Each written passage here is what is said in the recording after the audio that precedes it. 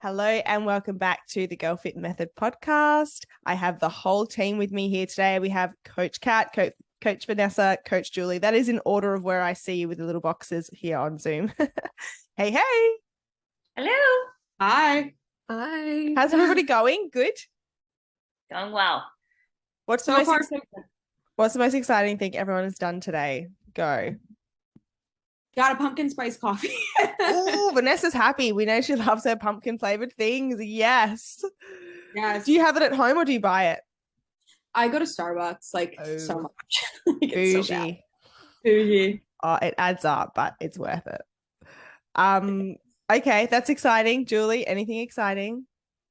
Well, I attended a food and nutrition conference over the weekend, so I just got back from that. So I learned so much information that I'd be happy to kind of share with you guys. So much more educated. How exciting. Was it over the whole weekend? Yes. Wow. Oh, that's awesome. Oh, maybe we'll probably be able to draw on that in today's podcast episode. That's great. Yeah, definitely. Coach Kat, anything exciting today? Pregnant life? My husband turned 30 last week, so he had some leftover cake, and I had a little bit of that, and that was actually very nice. Ooh, what flavor? It honestly was from Costco. It was like just a regular vanilla cake. So good. So good. I think cakes that are too fancy are sometimes too much. Simple is best. Nice vanilla cake, some nice frosting. Yum. What have I done today that's exciting? Nothing. It's morning for me here. Like, I'm trying to rack my brains to think what's exciting. I spent too long this morning getting ready as I'm straightening my hair, watching TikToks. And I tell you, TikTok needs to have a auto scroll button because trying to straighten your hair and scroll up is hard. So if there is just some kind of a manual scroll button where you finish the TikTok and it just automatically goes to the next one, there you go, TikTok. That's what I think you need to implement. That's a great idea. It is, isn't it? It should happen because, sometimes you're like, if you even in the car, imagine being able to watch TikToks in the car. Obviously, guys, eyes on the road, right? Actually, I shouldn't advocate for that. Don't TikTok and drive. You heard it here first. Cut that out. Don't do that. Okay, not in the car, but somewhere where you are, like maybe on the toilet. We all bring our phones onto the toilet, right? It can be a place where there's lots of germs, but imagine if you could just click a button and you could watch a TikTok 30 seconds and it would just auto scroll to the next one. Thank me later. That's so smart. You end up watching the same one like 15 times. Yeah, I know. And then it thinks you want to see more of that person's content. Then all you see is that person's content. And you're like, no. I couldn't scroll up. So oh yeah, it's so bad. Anyway, let's get into today's topic. So today we are talking about fat loss, and we thought we actually haven't done a whole podcast episode primarily just to talk about fat loss. So really what someone can expect if they're wanting to go into a fat loss phase. What does it look like in regards to how long they should be in one, how much they should drop their calories, how to get out of a fat loss phase, and also what to expect when you're in a calorie deficit. So I guess today we're going to be talking to the person that is maybe needing to lose some body fat or is thinking about going into a calorie deficit sometime in the near future. And I thought we could really kick things off with figuring out when you're ready for a fat loss phase, because I think a lot of people will jump into a diet or a calorie deficit and not really be ready to be able to effectively have it work, right? And that's usually because of two things: either their body's not ready or their mindset's not ready. I'm going to hand this over to you, Coach Kat. So when you're thinking, working with a client who's wanting to go into a fat loss phase, I guess where is the first place you want to start in regards to making sure that it's going to be successful for them? It's checking where their calories are at is the most important thing the first thing that I look at, and just where their calories are at. If their calories are high enough, I typically won't put someone in a fat loss phase if their calories are anywhere lower than 1900, preferably higher than that, just depending on where their maintenance is and a healthy maintenance. So not, I've been dieting forever and my body weight stays here maintenance, but where you're eating a good amount of food and getting in a nice amount of nutrition, and then looking as to how long they've been eating there. At least a month. And that's the very, very minimum for me. I feel like out of all my clients, I see the most response when they've been holding for like 3 months, which is hard. It is hard when fat loss is your goal, right? Like it's a really hard mindset shift. And but I think what people can think and girls can think is if they don't see they're going straight into a calorie deficit, that they're not getting any closer to their goal, they feel like they're stagnant. But when we zoom out, it's actually all a part of the picture. Like that part is actually getting you towards your goal. Like you're taking steps towards fat loss. But in order to actually be in that calorie deficit, you need to go through this season or this part of your journey in order for that to be successful. That's a really, really good point. Coach Vanessa, how have you found, I suppose, like when you have someone that you're working with that does want to go into a fat loss phase, are there reasons why you would maybe try to talk to that person about not doing it right now? Absolutely. I'm actually going to dive a little bit more so into the mindset part of it super quick, just because I think mentally you have to be ready to go into a deficit as well. I think if you still have like not a not so great relationship with food or food focus or food fears or working through that stuff, I think is really important, because when you go into a deficit, it definitely impacts your relationship with food a little bit. Like you are a little bit more food focused because that hunger is there. So I definitely, if I have a client that wants to go into fat loss but has those types of things that we're still working through, I'll try to talk them out of it. And of course, like with the whole metabolism, making sure that's upregulated enough as well, like Kat was touching on. But I just wanted to give it a little bit of a different perspective there too. Yeah. And I don't know whether we should dive into that now. We might come back to that because it's a really big topic, that one. But then, Coach Julie, I wanted you to touch on kind of like, what about like, because I'm thinking in my mind, there's so many lifestyle factors as well, and like assessing the person's stage of life and their season of life. How does that kind of impact whether you think maybe like someone's ready to go into a fat loss phase?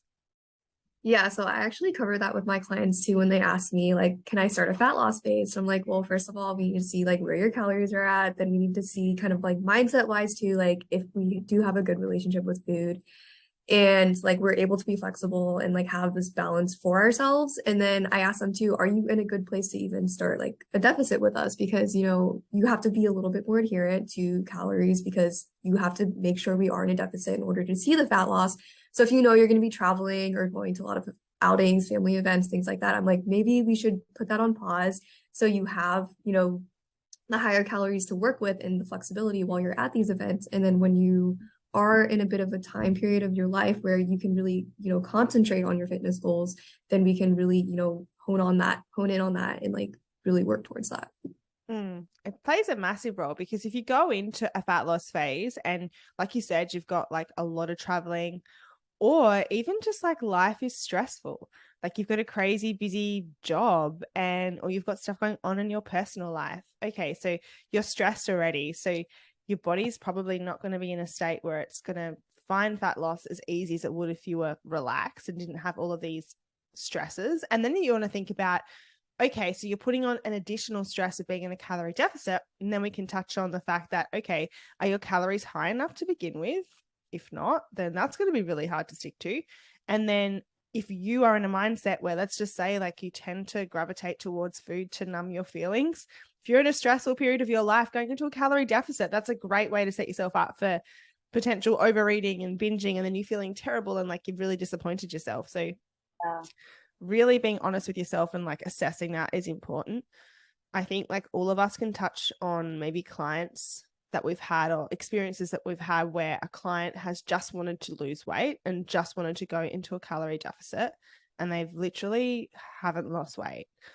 All they've done is we've dropped their calories lower. They haven't been able to be consistent and they're frustrated because they're like, okay, well, I'm so focused on losing weight. Like that is my focus. That's all I care about right now. But they're not willing to really want to trust the process, which is really hard. Like, I guess when you've got someone like that, and I know there'll be lots of people listening to the podcast that are in that situation, like girls like, I just want to lose weight, but they know they probably identify with like being in one of these categories. I guess like, what's the protocol? Like, how do we actually set you up for a successful fat loss phase? Yeah, 100%. I would say definitely, like we kind of touched on, like looking at where those total calories are at, like we all touched on. And also making sure you're there for long enough, right? Like once you're there, you have to hold there, even if you're a little bit uncomfortable, right? Trying to look at all the bright sides that we always preach of reverse dieting before diving into that fat loss. And something I was going to touch on is with the holidays coming up, everyone wants to go into fat loss, right? Like it's that time of year where it's really hard to stay motivated, and fat loss is inherently motivating for some people. So it's like, oh, like I want to go into a fat loss phase, or at least some clients feel this way during the holidays. I personally, as a coach, don't love dieting anybody through the holidays. I think enjoying the holidays, enjoying your events stress free is so like freeing, and like just mentally the holidays are already stressful as is, so I think adding that component of fat loss on top of that is definitely tough for some people. But just going off what you were saying in terms of setting it up, just making sure those calories and that mindset is in a good spot before diving in, and trying not to jump the gun, right, and get into fat loss as soon as possible, because when you do it for the right way and you stay where you're supposed to be for a long period of time, that fat loss is so much easier. Like we've all experienced in our own journey. 100%. Couldn't agree more. And I think like we're just pounding more pressure on ourselves when we are thinking holiday season, it's already stressful. And it always comes down to, you're usually seeing people that you haven't seen in a while, and you want to look good, like, but you just, if you're putting that pressure upon yourself as well, like time's ticking, right? We're getting quite close. I think it's like 11 weeks or 10 weeks, I think, to Christmas. It's not that long, right? And if you haven't set yourself up for a successful calorie deficit, all you're going to do is just put extra pressure on yourself. You're going to have all of these like Christmas parties. How are you going to be able to manage all of that? You're probably not, and you're going to feel terrible. And we've always, every time Christmas has come around, we've really tried to do that with all of our clients. I know that with you girls as well, like when we are that 2-week period between Christmas and New Year's, we're kind of like, hey, everyone, just like intuitively eat, just enjoy the fact that you're going to be spending time with friends and family. Just stop focusing so much on weight loss right now, because it's going to be really difficult for you to stick to your calories. And if you're really hyper focused on that, you're not going to be present, and you're probably going to slip up, and then you're going to feel really terrible about yourself. That's a really, really, really good point. I now just want to touch on, because people are going, okay, cool. I don't think I undereat. I think I eat a good amount of food. Like, what do I do? How do I go into a calorie deficit? And I think maybe where we should start is like what you shouldn't do when it comes to a calorie deficit. So we were just chatting before we hit record about the Kardashians latest fat loss, I guess, promotion. Is it a product that they're spruiking, or is it just something that they've done? It's an actual product. It's a drug. Like it has a name. Like I can't remember what the name is, but I know that it has a name. Tell us what it does, Coach Kat. So it slows down your stomach emptying. So it makes it so that you digest food a lot slower. And in that you're not hungry, and so you just eat way less. But it's a new drug. So we don't know, what the side effects might be. We don't know what the long-term effects might be, just like cool sculpting and everything else that's been a fad to help with fat loss. You're not doing it the natural way. There's always that question of what is going to be the negative effects further on down the road. But they're essentially getting a shot a couple times. I don't know like the time between all of their shots, but they get shots periodically, and it helps like with their stomach slowing down when it comes to digestion. Can I just say, Kardashians, do the Kardashians not lose weight, then gain weight, and then lose weight, and then gain weight, and then lose weight, and then gain weight? I wonder why. It's because they try and do these stupid fixes, and because they have such influence, we look at that and we implement the same thing. But let's look at the Kardashians. No hate to the Kardashians, but sometimes they do annoy me, because I feel like they have a massive platform to be able to influence so many women, and particularly young women, and they misuse it, in my opinion. But like, we look at what they've got. If you really want to look at someone who can sustain some kind of physique, some level of body fat percentage, you shouldn't be looking at the Kardashians, because they can't sustain that themselves, which tells me the methods that you're using are just ineffective. And the other thing to that, Coach Kat, is like, the only thing I could think about is aren't you going to be constipated? Aren't you going to be bloated? And then we don't want to be eating a low amount of calories. All that's going to do for them is it's going to metabolic adaptation, right? So quote unquote slowing down of their metabolism, which means, yeah, they might be able to stick to a small amount of calories, but are they going to stick to that for the rest of their life? No, they're going to eat more, therefore they're going to gain weight. And so it all comes down to doing things the right way. There are so many unhealthy ways of dieting, but let's talk about what you would do. Like, I'll hand it over to you, Coach Julie. All right, someone wants to go into a calorie deficit. They've been eating a good amount of food.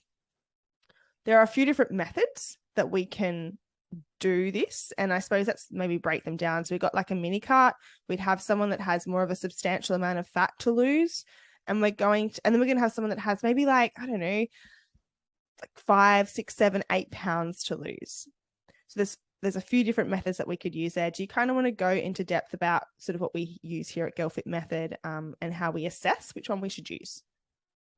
Yeah. So if I have a client who has like a bit more body fat percentage, like typically I like to do it in a lot more sustainable way and kind of explain to them too that it might take multiple cuts in order for them to get to like the body composition that they're really achieving. So we might have to, cut for a little bit, decrease our calories. I definitely don't like to drop them anywhere below like 15 to 1400. And initially off the bat, I do drop them like 200 to 300 calories, depending on, the client and how like adherent they can be and things like that. And then you keep protein pretty high. So we're able to ensure that, the muscle mass is staying around while you're in a deficit. But if it's someone who has like only like 5 pounds to lose, I tend to kind of like to get them in and get out. So I will be a little bit more aggressive with it in terms of like dropping the calories. So then they're not in that fat loss phase forever, because I think a lot of the times, when we pursue like our goals, we think like fat loss is like forever, but it's not. It's like a phase you want to get in and get out. So then you can kind of go back to maintaining those changes in a very sustainable way, rather than, like doing things quickly and then like not being able to sustain that like moving forward. There's definitely a place for mini carts. And you're right, it's usually for someone that's also in a really good headspace, because it's going to be like, talk about being aggressive, like it's more of a deficit where that person can just get in and get out. But also that can be really triggering for some people if they don't have a great relationship with food, and if they are still quite food focused, that's like a recipe for disaster. So that one's like probably more an advanced, would you say, like a method that we would use depending on the client. Yeah. And then I guess like you're so right, I guess like Coach Kat with Diana as well, like she's lost 30 pounds now, I believe. Yeah. 30. Yeah. Crazy. And it's Wow. been more of a not so much of an aggressive cut, because she's had to lose more fat, right? So we need to be able to give her some wiggle room because she's going to plateau, to be able to drop her calories. How have you kind of managed that? Honestly, her body has been super responsive. Her calories have never gone lower than 1700 in this entire process. So disclaimer, just because hers haven't doesn't mean that yours shouldn't to lose fat. That's very important. Don't compare where your body is to where her body is, because it's totally different. But for Diana, we've discussed like her social life, what her life is like. She'll have events going on throughout the week, dinner nights with girls throughout the week. She's not just a weekend warrior kind of girl. She likes to have events spaced throughout her week. And so we really wanted to make sure that she could have that flexibility while still maintain her deficit. So we brought her deficit a little lower, gave her a calorie bank to play with throughout the week. And then she's done some diet breaks for vacations, or, when she knows that she's going to be going on a little mini weekend trip, things like that. We've done a little bit of a diet break. But for the most part, it's just been maintaining a deficit more on than off, and then even just watching those diet breaks in that maintenance phases. But honestly, we've done a bunch of different things with her, just because her life, we want her to be able to live her life. And, she's wanting to be in a deficit, get her body to a certain place, and it takes time. And so it's like being able to take those breaks and knowing that it's not preventing her fat loss. It's taking time to actually make room for life. And so I think that has been the biggest thing for us, is she's not in this perpetual miserable fat loss phase and grinding constantly, but we've made room for her to actually live her life and to like be social and not feel like she is completely restrictive in all things. And so when it comes to Diana, we've done like, just different phases of like going into a deficit and maintenance.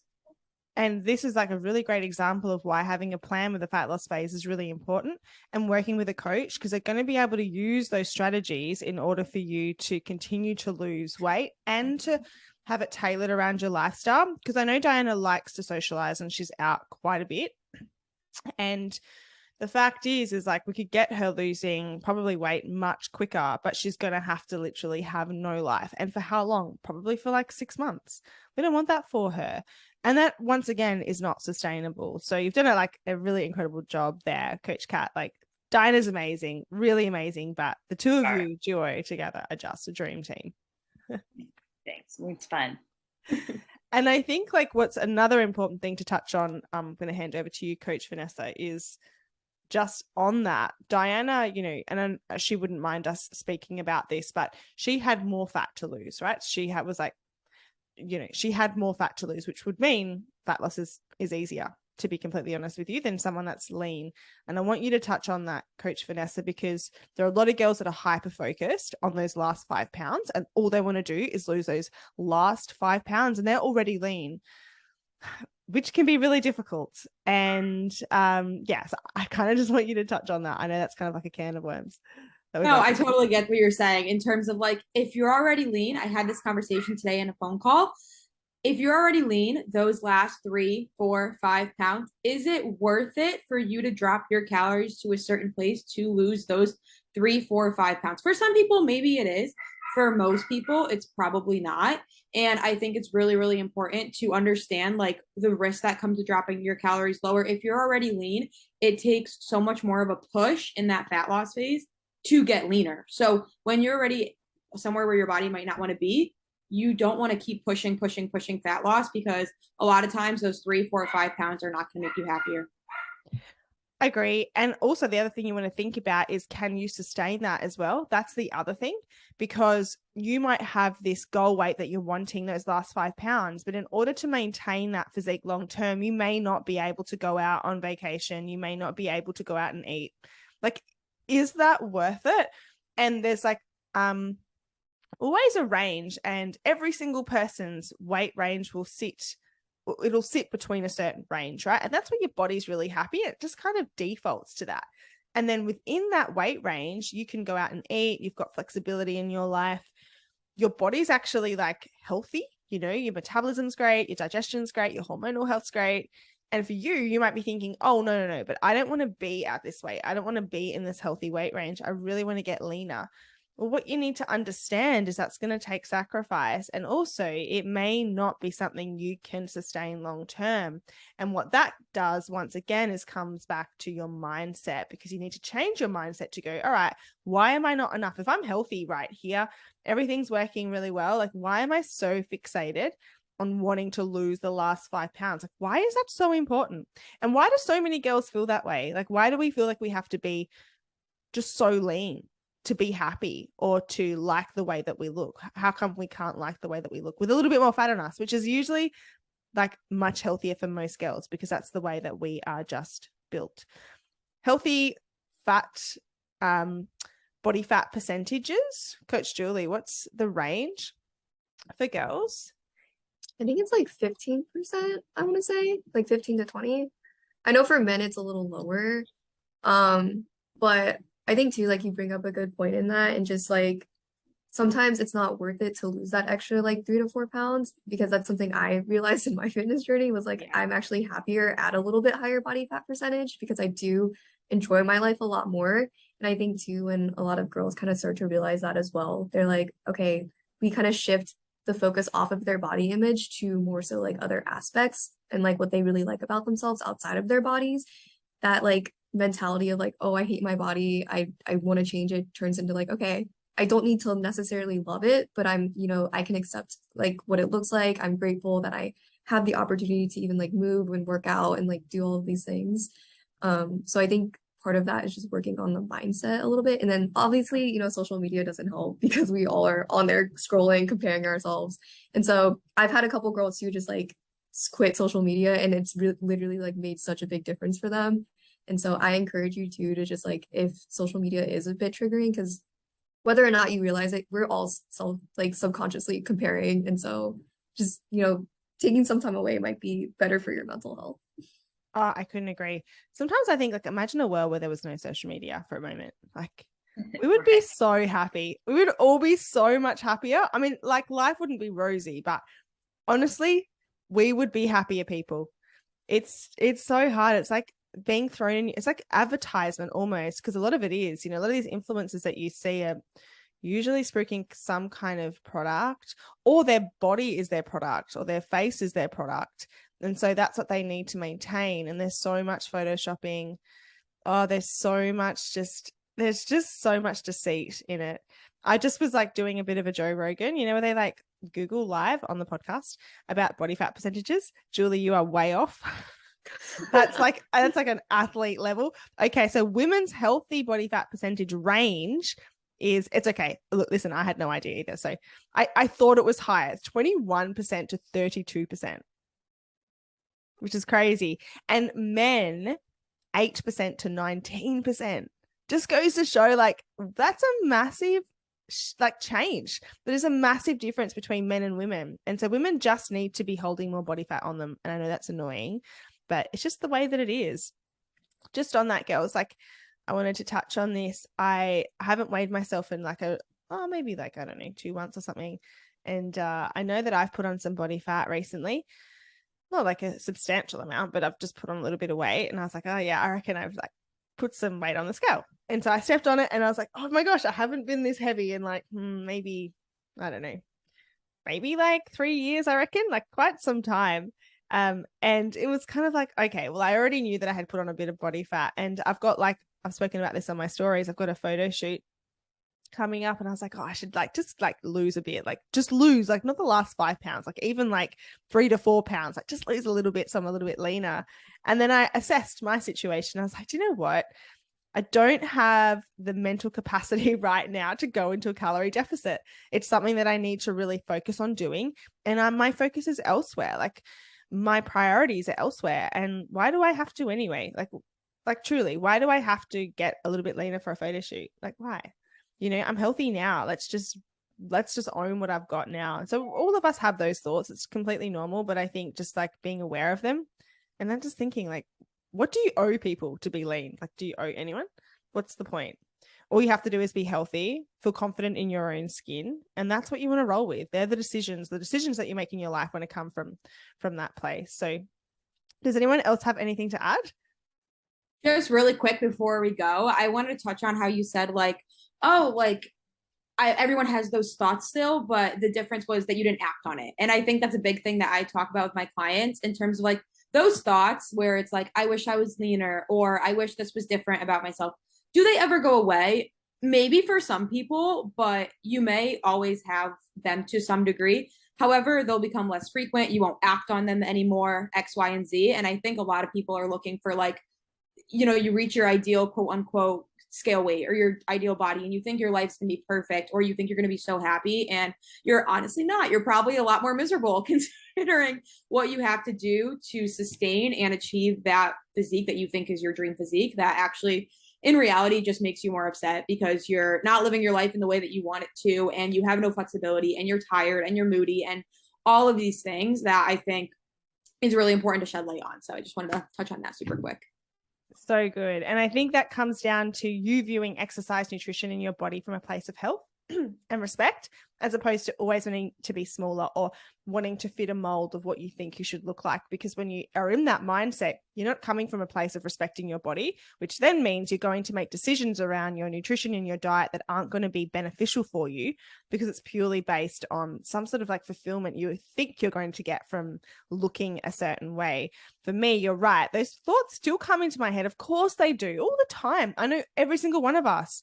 And I think every person on the planet has those negative thoughts. You can't ever stop them.